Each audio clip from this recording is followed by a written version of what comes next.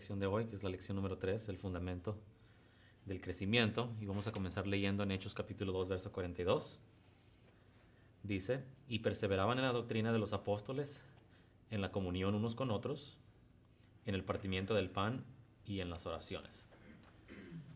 Y cuando decimos el fundamento del crecimiento, mencionamos un poco la última semana acerca de esto, pero esta semana vamos a enfocarnos en este concepto, en este término, que es término de, la palabra griega que se usa ahí en Hechos 2.42, donde dice comunión, es la palabra koinonía, que es la palabra de la que tomamos, que usamos nosotros hoy comúnmente en nuestra iglesia como compañerismo, o comunión, compañerismo, viene siendo lo mismo.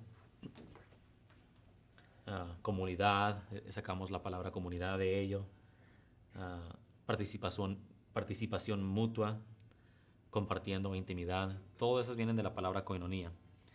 Y es quizás el término o el concepto más valioso y más importante para ustedes como líderes de grupo, es el de compañerismo.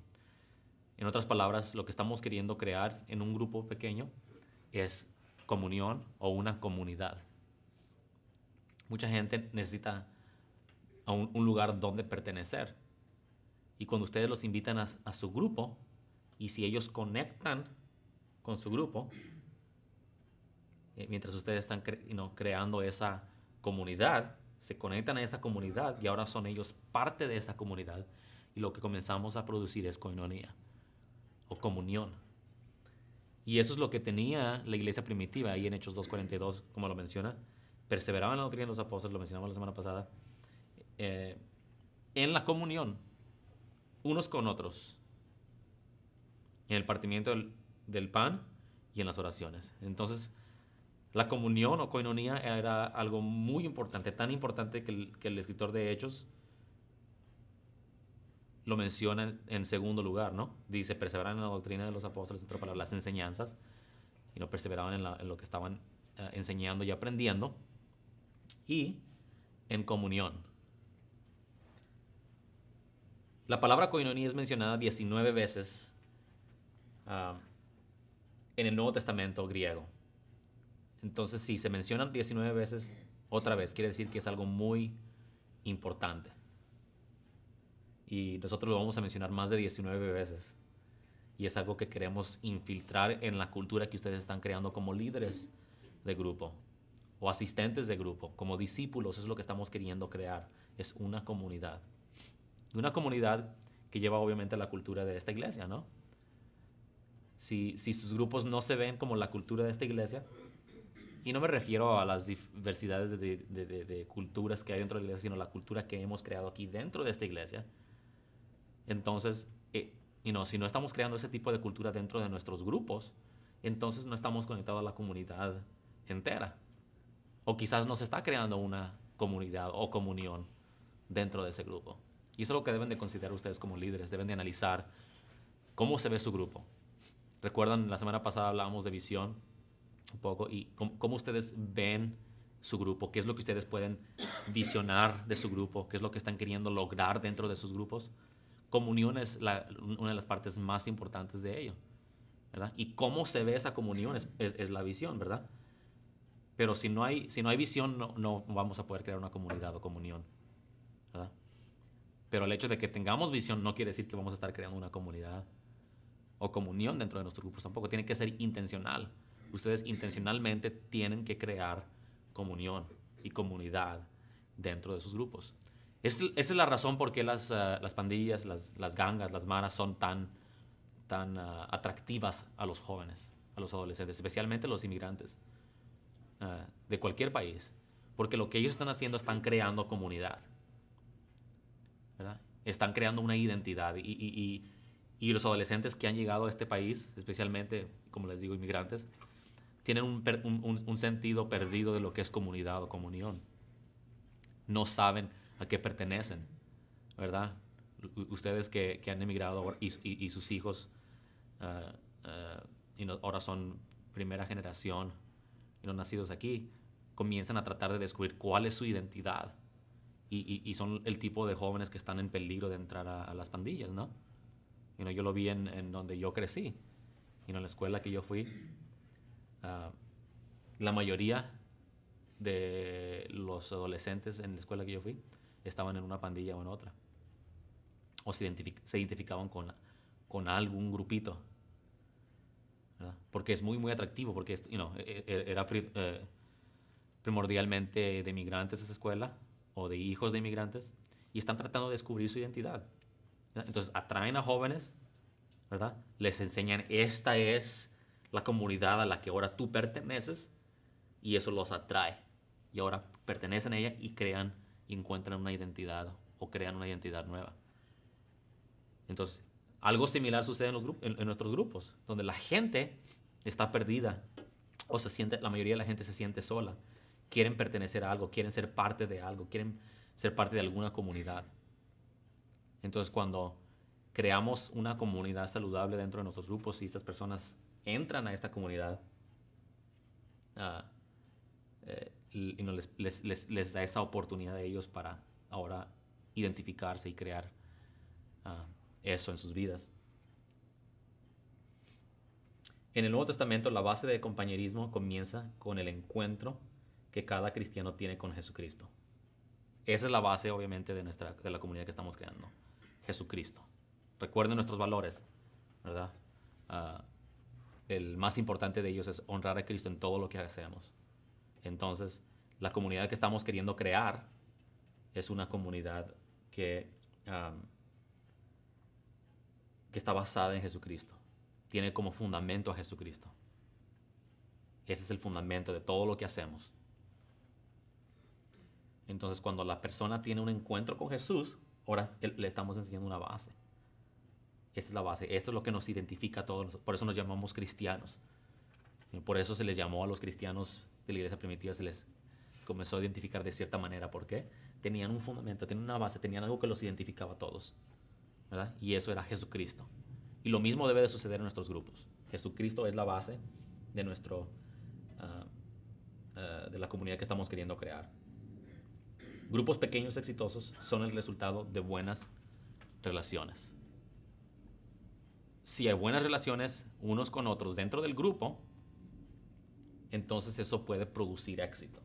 Por eso hermano Servando creo que preguntaba la semana pasada de cuánto, ¿era usted que preguntaba? De cuánto, o Mera, no recuerdo, uno de ustedes dos preguntaba, o Jacob era, que preguntaban de cuánto tiempo deben de pasar con sus grupos o algo así, ¿verdad? Entonces, estamos hablando de que las relaciones que creamos con la gente facilitan o resulten en un grupo exitoso. Entonces, el tiempo que pasamos, no solamente dentro del grupo, lo que sucede en el grupo es solamente la base, es el ambiente donde creamos la oportunidad para que la persona tenga un encuentro con Jesús. Pero lo que sucede fuera de allí es quizás más importante. Lo que sucede los otros días de la semana quizás son más importantes que lo que sucede el día del grupo. Porque son los otros 7 días de la semana donde estamos creando relaciones que permiten enseñarles la comunidad de la que somos parte. ¿Me explico? Y creamos una buena relación o una amistad con las personas de esa manera. Y de eso se trata. Crear esas amistades. Y muchas veces ahí es donde encontramos amistades que duran. Un grupo pequeño, en esencia, se convierte en un grupo familiar. Se convierte en una familia. Como estudiábamos el domingo, ¿verdad? O aprendíamos el domingo. Algo que aprendíamos es que la familia no es basada en sangre, ¿verdad? Sino en el respeto y el disfrutar el tiempo que pasamos unos con otros. Entonces, el grupo se comienza a convertir en una familia, nuestra familia, en nuestro grupo. Nos comenzamos a convertir hermanos, ¿verdad? Amigos, hermanos, donde cuidamos unos de otros, donde nos protegemos unos a otros. Y regresando a las pandillas, ¿verdad? Eso es lo que sucede en una pandilla. Se cuidan el uno por el otro, por así decir. Se convierten en hermanos, por así decir. Claro que tiene sus propios problemas dentro de ello, ¿verdad? Pero eso es en esencia lo que están diciendo que están creando, una familia. Yo soy tu hermano, yo te cuido, yo te protejo, yo guardo a tu espalda. Pero eso es lo que debería de suceder dentro de nuestros grupos pequeños. Cuando se cumple su tiempo, el grupo da a luz un nuevo hijo. La familia fue instituida por Dios. Una razón por qué la gente se casa es para establecer una familia, ¿no? O los que están casados, ¿por qué se casaron? Están queriendo establecer una familia, ¿no? Cuando se casan, ahora el esposo y la esposa son una familia. Dejan, en la misma Biblia lo dice, Jesús mismo lo dijo, ¿verdad? Que dejará a su padre y a su madre. Entonces se desprenden de la familia en la que eran parte y ahora se unen a su nueva familia, que es el esposo y la esposa. Por eso se casan, una pareja. Es natural pensar que los hijos es natural pensar de los hijos como una bendición de Dios. Salmo 127:3 dice esto: He aquí, herencia de Jehová son los hijos, cosa de estima, el fruto del vientre. Y Dios quiere que nosotros también seamos bendecidos.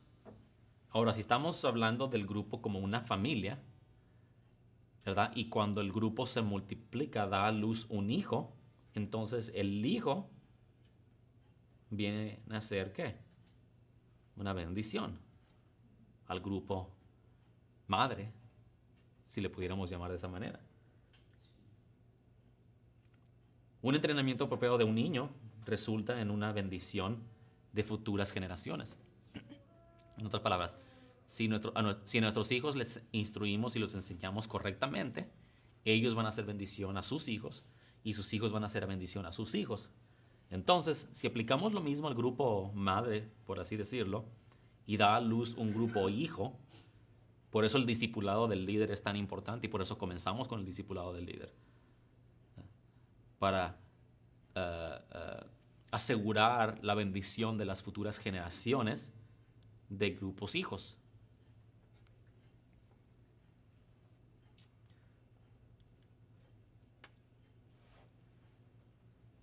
La estructura familiar es el desarrollo de un grupo pequeño.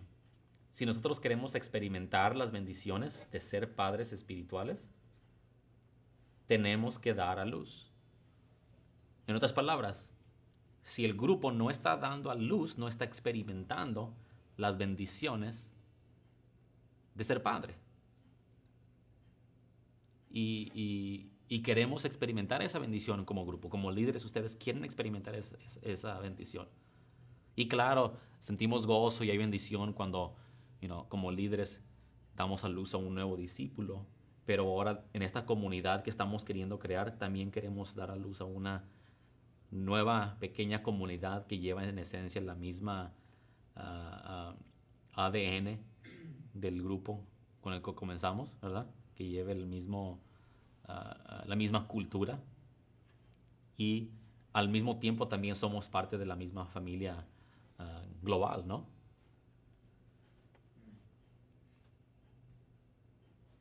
El padre discipula al nuevo líder y el líder recién nacido comienza a crecer. Por ejemplo, el ejemplo de un padre espiritual es lo más importante para el nuevo líder. En otras palabras, regresando a lo que hemos aprendido en las últimas 2 lecciones, ¿no? Lo más importante y con lo que comenzamos es con el discipular a un nuevo líder. Antes de que el grupo crezca, tenemos que comenzar, en primer lugar, número 1, eso lo aprendimos la semana pasada, tenemos que comenzar con discipular a un nuevo líder, un nuevo discípulo, ¿verdad?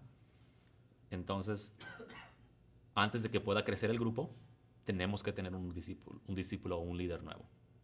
Pero cuando el grupo crece, experimentamos la bendición de la multiplicación o del nacimiento de un nuevo grupo, pero el discipulado de ese nuevo líder no termina allí. Por ejemplo, Ustedes padres, ¿verdad? Cuando sus hijos crezcan o si ya han crecido, pero, cuando crecen los hijos y el hijo se casa, sale de la casa, ¿deja de ser su hijo? No, ¿verdad? Entonces, de la misma manera, el padre espiritual del nuevo líder, de su nuevo discípulo, no deja de ser su padre. Y eso es algo muy importante que necesitamos aprender, porque todo esto es parte de la comunión, la cultura, la comunidad que estamos queriendo crear. Porque aunque hemos extendido a otro grupo, eso nos mantiene parte de la misma comunidad todavía.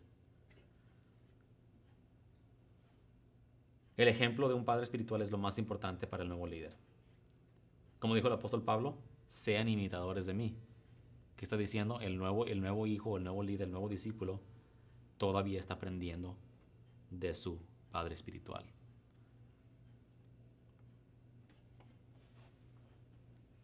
Instrucción de un entendimiento en cuanto a qué hacer y cómo hacerlo. Este es el proceso de discipular. ¿Qué es lo que hacemos?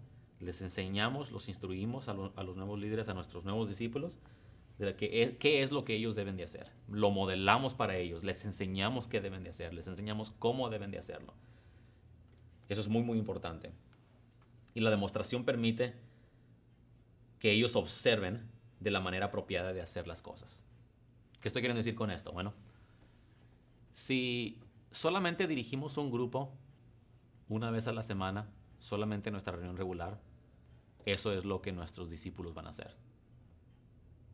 Si no estamos creando una comunidad, si no estamos creando amistades y relaciones con nuestros demás miembros de nuestros grupos y con los líderes que estamos enseñando, nuestros discípulos, si no lo hacemos, si solamente vamos al grupo cada miércoles, tenemos nuestra reunión de 1 hora, hora y media, ¿verdad? Se van, Dios los bendiga, nos vemos la próxima semana, y ahí terminó, ¿verdad? Lo mencionamos la semana pasada, eso se convierte ¿en qué? En religión, ¿verdad? ¿Y qué es lo que va a hacer nuestro discípulo? Si llegara a crecer el grupo y multiplicarse, ¿qué es lo que va a hacer nuestro discípulo? ¿Qué va a hacer el nuevo líder del nuevo grupo? Exactamente lo mismo. Pero si queremos en realidad crear esa comunidad que estamos queriendo lograr crear, una comunidad saludable, tenemos que modelarle a nuestro discípulo para que nuestro discípulo haga lo mismo, para que él o ella sepa lo que deben de hacer y cómo hacerlo. No podemos esperar aventarlos y Dios te bendiga tampoco, ¿verdad? Y esperar, ok, tú figúralo, tú hazlo como tú quieras, o como tú aprende. Yo ya hice mi trabajo, ahora que Dios te bendiga. Tampoco. Tenemos que darles guianza, darles instrucción, ayudarles a que crezcan esos nuevos discípulos. Ese es el proceso de discipular a alguien. Y es esencial para el crecimiento de esos grupos y de las comunidades que estamos queriendo crear. Porque se pueden imaginar, por ejemplo, los que vienen del área de Central Islay, por ejemplo, que tienen su grupo y discipulan a un nuevo líder, crean una comunidad. 7 días de la semana están involucrados en las vidas unos de otros y ese grupo se multiplica y siguen involucrados unos que otros. En torno a lo que va a suceder es que esos 2 grupos después se multiplican y luego esos 4 grupos se multiplican y luego esos 8 grupos se multiplican y cuando menos piensan tienen 16, 32, 64 grupos en el área de Central Islay y una comunidad donde van al supermercado y quizá se encuentran con alguien y ven que están compartiendo la misma cultura. ¿Se pueden imaginar lo que sucedería en las escuelas de nuestros hijos si tuviéramos 64 grupos en una comunidad como Central Islay? Y que nuestros hijos ya no tenemos que preocuparnos de la escuela en la que van a ir, porque los hijos de los otros padres que están yendo ahí, muchos quizás, la mitad, la mayoría de ellos, comparten la misma cultura de nosotros, las mismas creencias, los mismos valores que nosotros, son parte de esta misma comunidad. ¿Qué sucedería?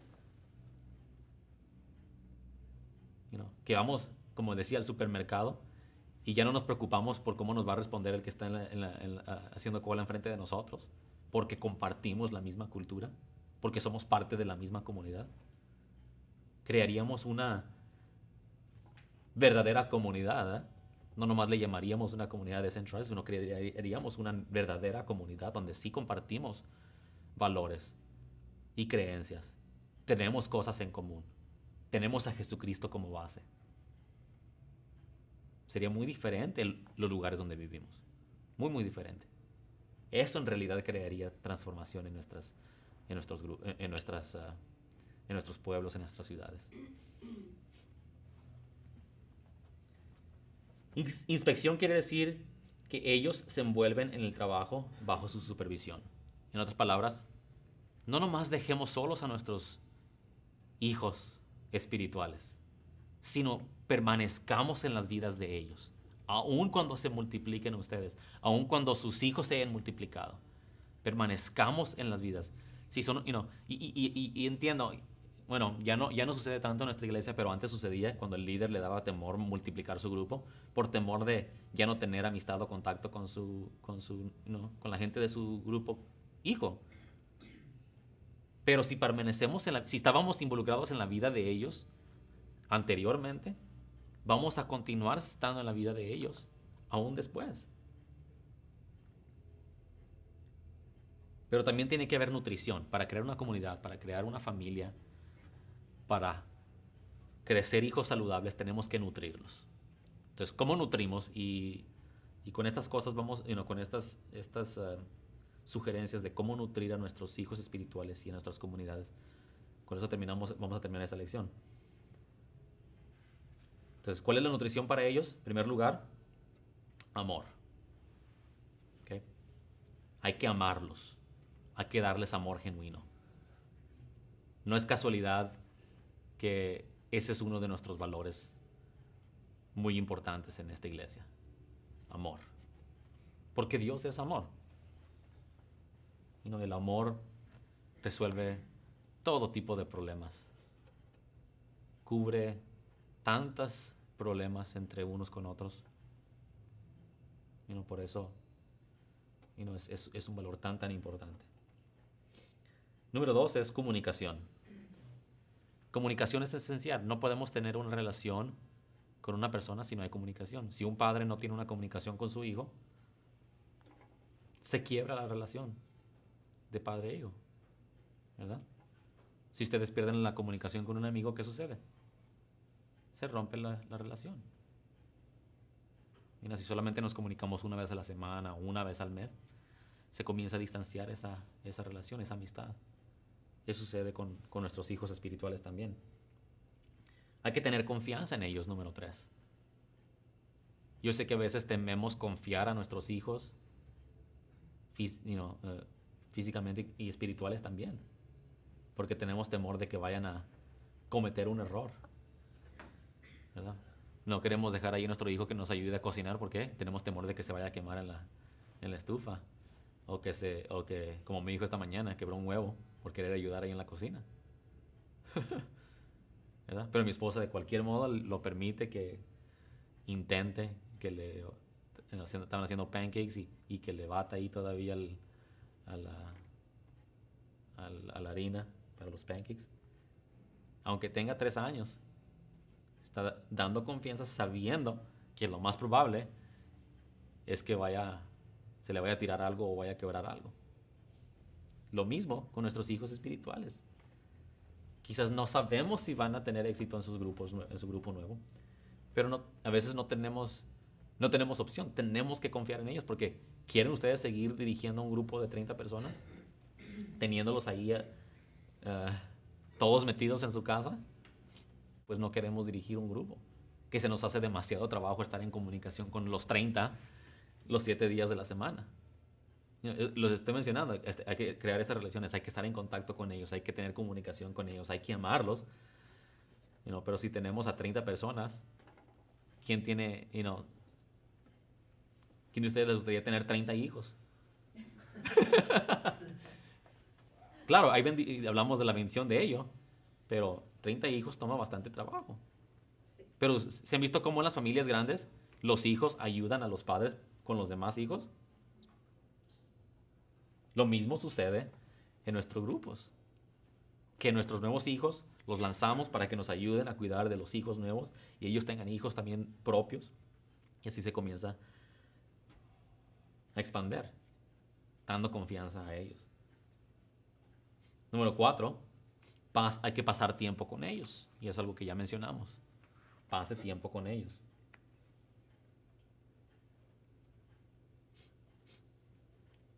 Aquí está una cosa muy importante, número 5, que muchas quizás no lo hacemos lo suficiente, y es dar agradecimiento a ellos.